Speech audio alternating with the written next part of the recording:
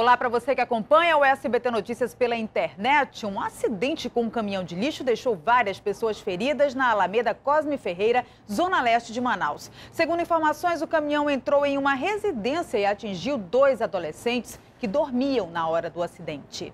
A mãe dormia na sala quando ouviu o barulho. Ela entrou em desespero porque não conseguia abrir a porta do quarto onde estavam os 2 jovens. Eu estava deitada no sofá.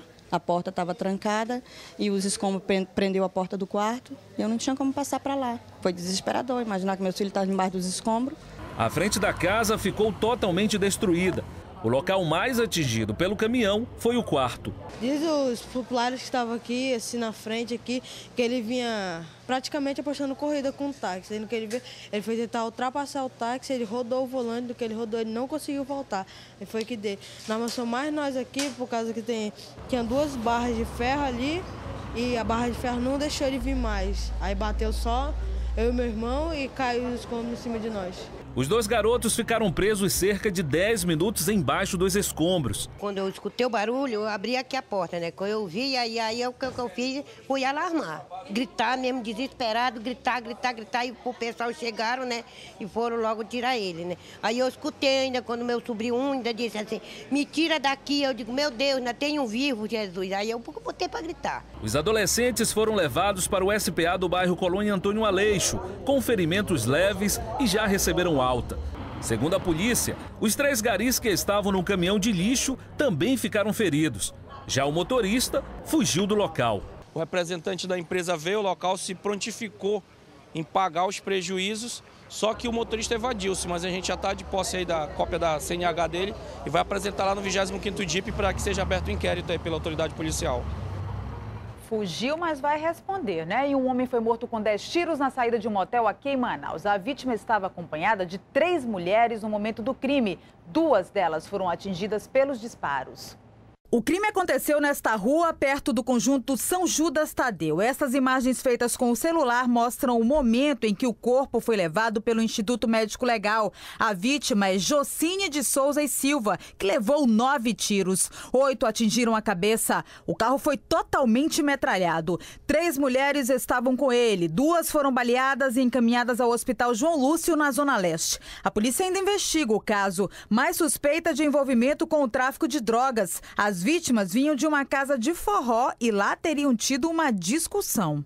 Uma campanha de prevenção contra a sífilis foi iniciada em Manaus. A doença sexualmente transmitida tem cura. Testes rápidos são oferecidos até o fim da tarde de hoje.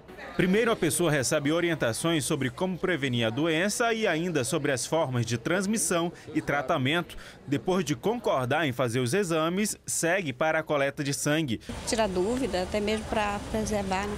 O resultado é rápido e fica pronto em 20 minutos. Caso dê positivo, o paciente é encaminhado ao tratamento. A ação também quer reforçar a importância do pré-natal e do sexo seguro. Preservativos foram distribuídos hoje. Porque antes mesmo da pessoa aparecer o sintoma, a pessoa já sabe a sua sorologia para poder se tratar. A campanha segue até às 5 da tarde desta sexta-feira na Lagoa do Japim, no Parque do Idoso e ainda na Policlínica Comandante Teles, no bairro São José.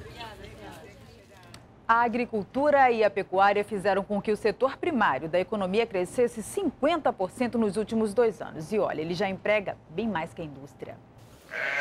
O negócio de Demilson começou em 2007. Antes, ele só criava ovelhas por lazer. Depois de perceber que o hobby poderia dar lucros, decidiu investir. Hoje ele tem mais de 1.300 ovelhas, faz melhoramento genético e é um dos maiores criadores de ovinos do estado.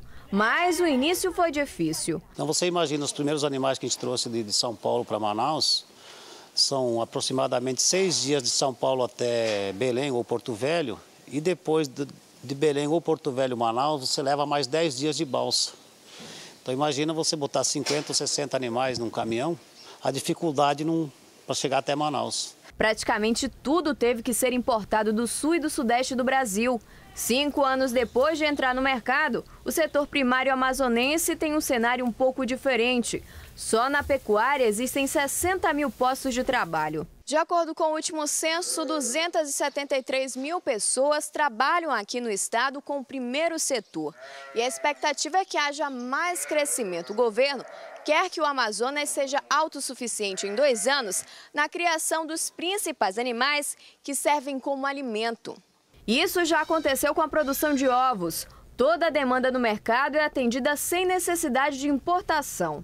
Isso é muito importante, porque ao mesmo tempo que se consegue atender a demanda do mercado consumidor por alimentos, nós vamos estar gerando emprego, renda e oportunidades no interior do estado para milhares de produtores rurais que hoje têm na atividade da agricultura e da pecuária a atividade econômica de manutenção da sua família. Um pacote de ações está previsto para o setor.